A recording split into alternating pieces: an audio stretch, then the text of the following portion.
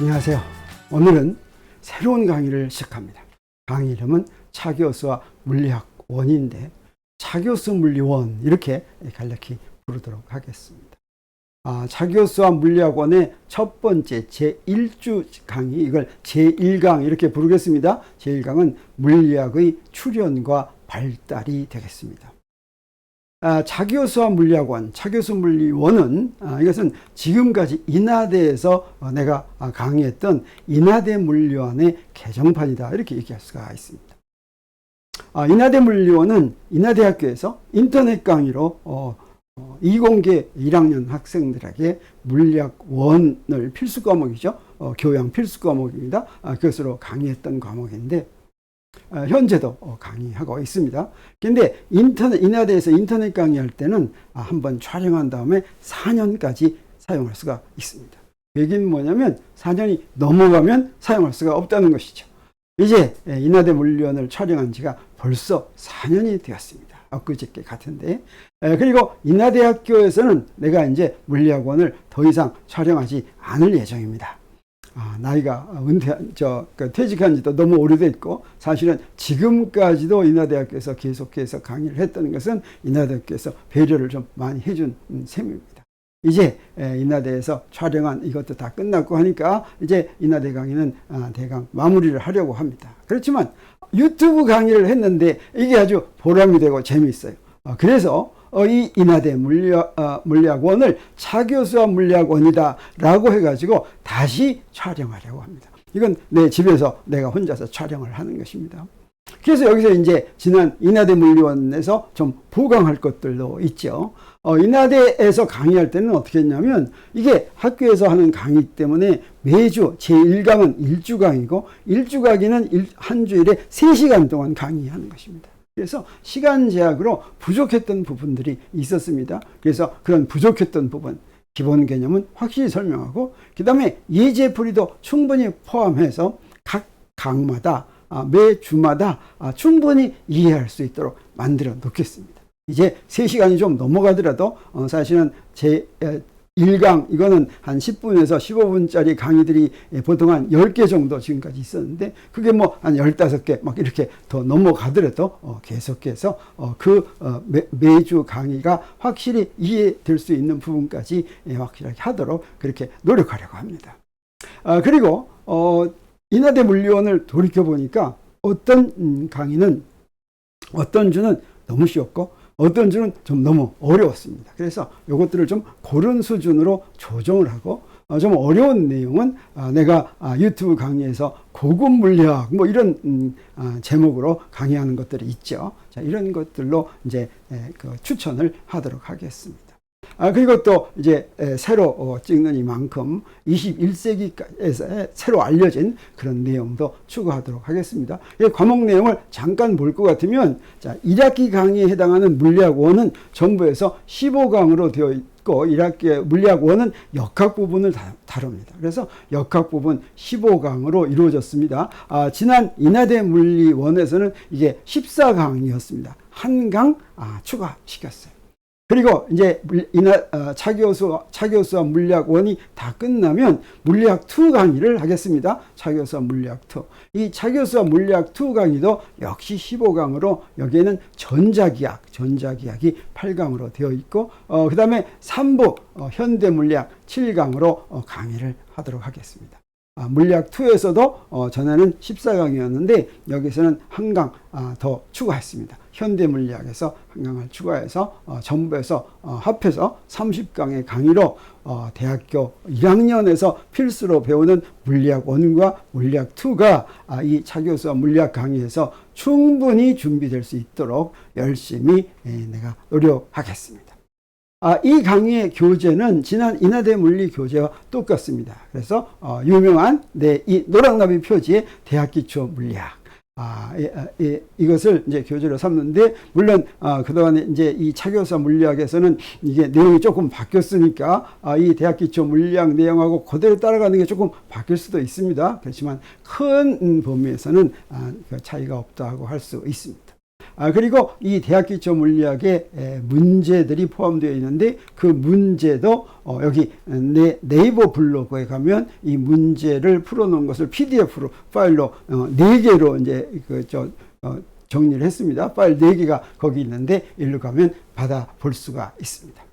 그래서 제1강 물리학의 출현과 발달의 첫 번째 강의는 무엇이냐면 프롤로그입니다. 자, 이 강의는 왜 시작하고 이 강의에서는 대체 무엇을 알 수 있을 것인가 하는 이야기를 해보도록 하겠습니다. 물리학의 발달과 함께 사람들이 생각하는 것이 많이 바뀌었습니다. 그래서 지난 500년 동안 사람들의 생각이 얼마나 바뀌었을까 한번 본다면, 그래서 16세기의 사람들이 생각한 것과 21세기의 사람들이 생각한 것이 어떻게 바뀌었는지 한번 보도록 하겠습니다. 16세기의 대표적인 예로 들려고 한다면 우리 무엇을 들 수 있냐면 컬럼버스의 신대륙 탐험을 들 수 있습니다. 컬럼버스는 어땠습니까? 항해를 시작하면서 비장한 각오를 했습니다. 배에다가 적어도 3달 먹을 양식은 넉넉히 넣은 다음에 굉장히 몸을 튼튼하게 하고 배도 튼튼하게 지어가지고 항해를 시작했죠. 왜 그랬겠습니까? 바다 저 멀리 가면 뭐가 있을지 예상할 수가 없었기 때문입니다. 전해 내려온 말로는 바다를 저 가서 수평선을 넘어갈 것 같으면 거기에 낭떠러지가 있어가지고 그 낭떠러지 밑으로 떨어질 것 같으면 지옥으로 간다라고 하는 말까지도 있죠. 다시 말하면 저쪽에 무엇이 있을지 확신할 수가 없었던 것입니다. 그것에 비해서 오히려 16세기에는 무엇에 대해서는 잘 알고 있었냐면 저 하늘나라에 대해서는 잘 알고 있었습니다. 이 그림이 바로 16세기에 이탈리아의 화가 라파엘이 그린 그림입니다. 성당의 벽을 장식하기 위해서 그린 그림이지만 여기에 위쪽에 있는 부분은 이거는 천상세계 하늘나라입니다. 요 밑이 지상세계입니다. 그래서 천상세계에는 하느님과 예수님과 마리아와 성인들과 우리 조상과 우리가 사랑하는데 죽은 사람들과 이런 사람들이 여기 다 있는 것이죠. 아래는 교회가 있고 교회에 속한 우리 사람들이 있는 것입니다. 자, 이걸 그림으로만 이렇게 그린 것이 아니라 이 당시 사람들은 이것을 굳게 믿었다고 하는 것을 우리 알 수 있습니다. 그런데 21세기에는 어떻습니까? 21세기에 이런 바다에 있는데 여기에 지금 돛담배를 타고서 혼자 간다면 좀 무섭겠습니까? 좀 무서워도 할 수 있지, 무섭게 생각도 될 수가 있겠죠. 그렇지만 컬럼버스처럼 그렇게 무서워하지는 않습니다. 왜 그렇습니까? 우리는 이제 지구가 어떻게 생겼는지 확실히 알 정도가 아니라 지구 어디에서 지금 누가 있는지 언제든지 시시각각으로 알 수 있고 내 위치를 파악할 수가 있고 그 다음에 연락할 수가 있게 됐죠. 그래서 우리 어떻다는 걸 알 수가 있습니까? 지금 지구 주위에는 인공위성이 24개가 떠 있으면서 어떻습니까? 전부 뱅뱅 돌면서 그 인공위성을 통해 가지고 나의 위치를 정확하게 알 수가 있고, 그래서 우리가 지금 자동차를 운전할 때도 이걸 이용하죠. 그걸 우리가 뭐라고 부르냐면 GPS, 세텔라이트 네트워크다, 이렇게 이야기하죠. 그런데 하늘에 대해서는 어떻습니까? 16세기에 생각했던 하늘에 대한 생각은 지금 그렇게 계속될 수가 없죠. 그리고 이 하늘에 있는 별을 보면서 저 별이 있는 저 하늘 저쪽이 어떤 식으로 무엇이 있을지는 대략 짐작을 하지만 확실하게는 알 수가 없는 것입니다. 그러면 우리는 저 하늘나라 바깥으로 지금 나가 봤겠습니까? 안 나가 봤겠습니까? 지금 여기에 지구가, 저기 있는 별이 잔뜩 있는, 이게 바로 이제 여기 있는 별 보이는 게 지금 우리가 속해 있는 은하, 갤럭시, 우리 은하에 속한 별들이죠. 거기에 지금 지구가 이렇게 있는데, 이 지구에서부터 바로 저 옆에 있는 가장 가까운 별까지 가려면 어떻게 해야 되는지, 얼마나 오래 걸리는지 한번 보겠습니다. 그러면 여기 지구가 있고, 지구에서 가장 가까운 별이 바로 어떤 별이냐면 여기에 있는 알파 센타우리라는 별입니다. 이 알파 센타우리까지의 거리는 4.37 광년이, 광년은 거리 단위죠. 빛의 속도로 4.37년을 가는 거리다라고 하는 것입니다. 그러면 여기까지 우리가 가볼 수가 있을까? 우리는 사실은 우주선을 띄워가지고 달에도 가봤죠. 화성에도 가봤죠. 그리고 지금 우리 이 행성들을, 여러 행성들을 방문하는 그런 이제 우주선을 띄웠죠. 근데 그 별까지도 4.37광년 떨어진 우리한테서 가장 가까운 별까지 한번 가려면 어떻게 할지 보겠습니다. 우리 영화에는 그런 게 한번 나온 적이 있어요. 지구에서부터 판도라까지 가는데, 판도라라고 하는 게 뭐냐면 알파 센타우리에 속한 행성에 속한 위성입니다. 그리고 판도라에 사는 사람들에 관한 이야기가 얼마 전에, 몇 년 전에 영화로 나왔었죠. 그 영화가 바로 아바타고, 아바타 나비족의 고향이 바로 판도라였습니다. 그래서 이런 아바타 나온 거 우리가 봤었죠. 그러면 우주선을 타고 만약에 이 판도라까지 가면은 얼마나 걸릴까? 우주선의 속도를 얼마 정도로 하면 좋겠습니까? 우리가 화성 보내는 우주선의 속도가 얼마였냐면 음속의 50배였습니다. 그러면 여기에 판도라까지 가는 우주선의 속도를 시속 12만 2,400km로 한다고 하겠어요. 시속 12만 2,400km면 좀 빠른 것 같죠? 이건 얼마냐면 음속의 100배입니다. 근데 광속에는 0.01%, 0.00011배밖에 안 되는 것이에요. 자, 이런 속도로 4.3광년을 가려면 시간이 얼마 걸리냐면 39,700년 걸립니다.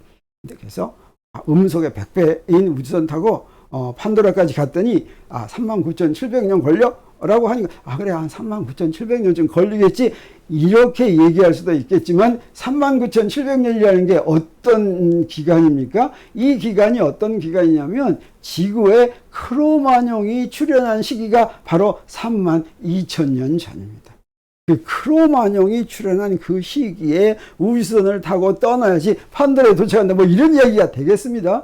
그래서 우리 생전에 지구에서 가장 가까운 별에 과연 가볼 수 있을까 말까, 뭐 이런 생각을 하게 되죠. 그리고 우리 이제 지구는 또는 태양은 어디에 속한다고 그랬습니까? 우리 은하라는 갤럭시에 속한다고 그랬죠. 이런 갤럭시가 또 무수히 많지만 우리 은하라는 갤럭시 안에는 또 몇천억 개의 별이 있는데, 이 우리 은하의 크기는 어느 정도냐? 몇백 년이 아니라 지름이 10만 광년쯤 되는 거죠. 자, 그러면 우리가 과연 그 우주에서 가장 일부분인 우리 은하에서도 좀 이렇게 왔다 갔다 할 수 있을지, 뭐 그런 것이 궁금합니다. 그래서 우리 21세기에는 우리 지구 주위에 대해서는 완벽하게 알고 하지만 어떻습니까? 하늘에 있는 별들을 보면 거기에 어떻게 생겼는지 가볼 수 있을지 하는 것에 대해서 아직도 많은 의문이 있죠. 그런데 우리 이제 SF 영화 같은 데서는 우리 얼마 전에 나온 인터스텔라 영화가 있었죠. 이때 우주선을 타고 가는데 거기서 볼 것 같으면 이 우주선이 다른 별을 자유자재로 방문하는데, 이 우주선은, 인터스텔라에 나오는 우주선은 우리 은하에 속한 별에만 가는 것이 아니라 다른 은하에 속한 별에도 자유자재로 갑니다. 그래서 이게 좀 뭔가 좀 이상하죠.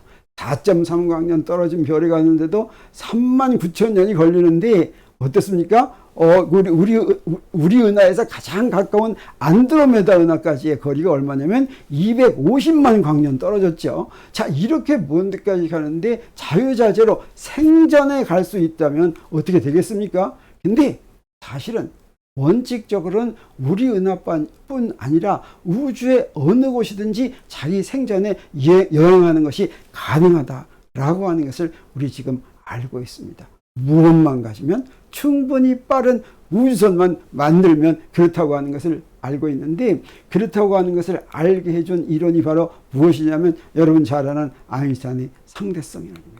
상대성 이론은 우리한테 무엇을 알려줬냐면 시간과 공간이 본질적으로 같다고 하는 사실을 알려줬습니다. 그래서 시간과 공간의 개념이 우리가 느끼는 개념하고는 완전히 달라서 충분히 빠른 우주선만 탈 것 같으면 내 생전에 어떤 별이든지 우주의 어떤 위치든지 전부 다 가볼 수 있다고 하는 것을 알게 해준 것이죠.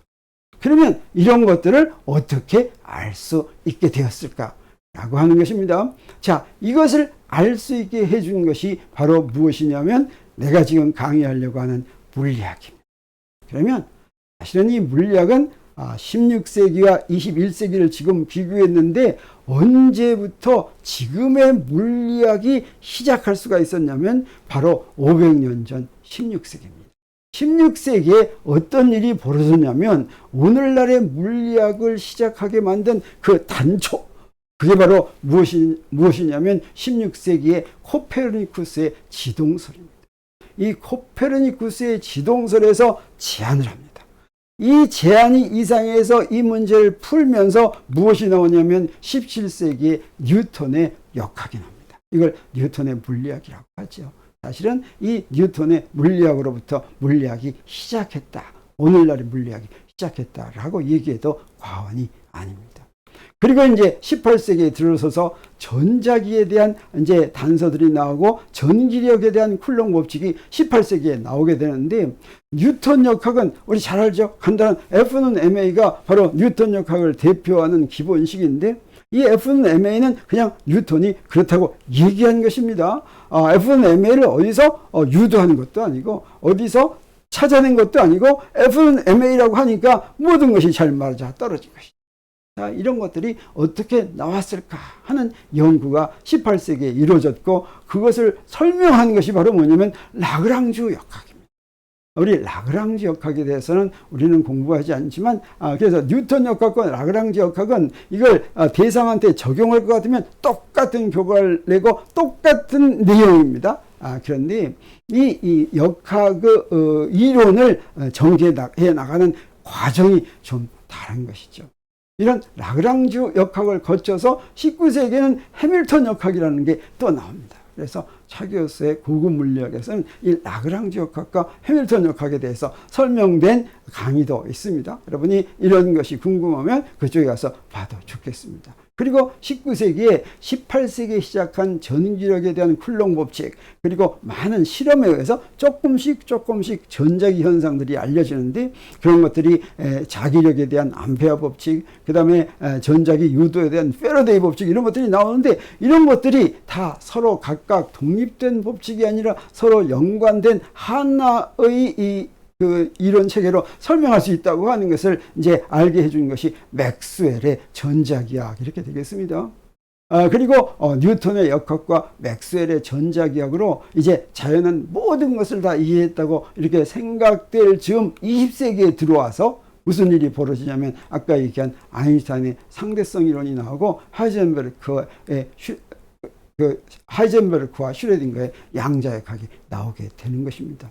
그래서 상대성 이론은 시간과 공간에 대해서 이야기해주고, 양자역학은 우리한테 아주 작은 세계, 미시세계를 이해할 수, 원자 내부 세계를 이해할 수 있게 해줬는데, 그 두 가지의 특징이 뭐냐면 우리가 도저히 직접 관찰할 수 없는 세상의 일들을 알게 해줬다고 하는 것이죠. 그리고 21세기에 들어서서 드디어 우리는 무엇을 알게 됐냐면, 표준 모형은 그냥 표준이 되는 모형이라는 뜻이 아니라 이거는 고유명사입니다. 표준 모형은 바로 기본 입자와 기본 상호작용에 대한 이론으로서 우리 이 물질이나 우리 이 자연이 어떻게 이루어졌는지 가장 근본적인 입자와 기본 상호작용을 설명해 주는 그런 것입니다. 그래서 이 물질 세계가 어떻게 이루어졌는지를 완벽하게 이해할 수 있게 해준 그런 모형이죠. 그리고 또 무엇을 알게 됐냐면 대폭발 이론. 대폭발 이론은 바로 우주가 어떻게 만들어졌고 어떻게 진화했는지에 대한 이론입니다.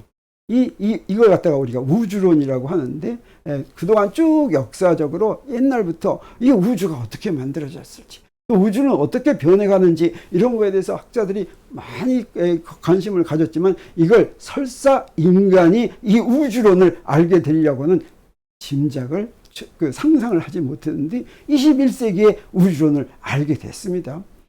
지금까지 20세기까지는 여기에 쭉 뉴턴 역학, 그 다음에 쿨롱 법칙, 라그랑주 역학, 이게 사람 이름이 붙었죠. 21세기에 나온 표준 모형과 대폭발 이론에는 사람 이름이 안 붙었어요. 많은 학자들의 그 기여가 종합이 돼서 미세계에 대한 근본 이론, 표준 모형이 나왔고 대폭발 이론이 나왔죠.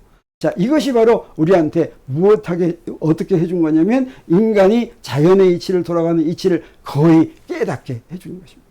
그래서 자연이 돌아가는 이치를 실제로 자연현상과 빗대서 실험으로 증명할 수 있는 이런 이치를 깨닫게 해준 것은 인간이 생각하는데 큰 영향을 주고, 그냥 아무렇게나 생각할 수가 없는 것이죠. 다시 말하면 현대의 교양에 인에게는 이 물리학을 이해하는 것이 거의 필수적이다. 이렇게 이야기할 수가 있겠습니다. 물리학을 이해하는 사람과 이해하지 못하는 사람 사이에 생각하는 그 스펙트럼은 굉장히 다른 것이다. 이렇게 이야기할 수가 있는 것입니다.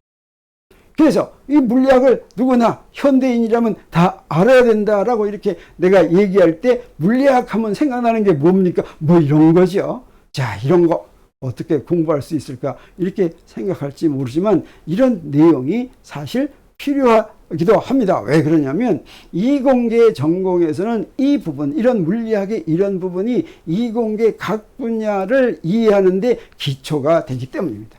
그래서 이공계 학생들한테는 물리학을 필수로 배우게 하지만 물리학에는 어떤 부분도 또 있냐면 인간이 어떻게 자연의 이치를 깨닫게 되는지 그 과정을 알려주는 감동 스토리라고 하는 그런 측면이 있는 것입니다. 그래서 이 물리학이 발전된 과정과 어떻게 해서 발전하게 됐는지 하는 것을 따라가다 보면 아주 정말 북받치는 그런 감동을 맛볼 수 있을지도 모릅니다. 그래서 여러분도 어떻습니까? 한번 여기에 같이 시작해보지 않겠습니까? 차교수 물리학과 함께 여러분이 한번 긴 장정을 한번 나가보기 바라겠습니다. 그러면 이제 프롤로그 마치고 다음부터 이제 제1강의 두 번째 강의로 들어가도록. 감사합니다. 안녕히 계세요.